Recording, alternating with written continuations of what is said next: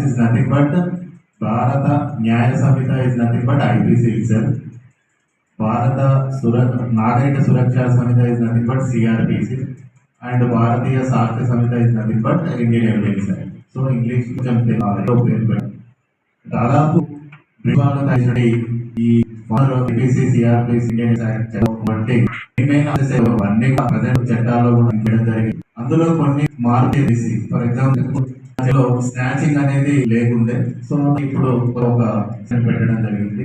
తర్వాత ప్రొసీజరల్ అంటే ఐపీసీ ఏదైతే భారత న్యాయ సంహిత ఏదైతే అందులో దాదాపు అన్ని కూడా what is offence and what is punishment అంటే చట్టం దానికి పని ఏంది అనేది మాత్రమే. ఈ సాక్ష్యాలను విచారించినప్పుడు కూడా కొన్ని ఆడియో వీడియో విజువల్స్ రికార్డ్ చేయడము ఇట్లాంటి కొన్ని కొత్త మార్పులు చేయడం జరిగింది.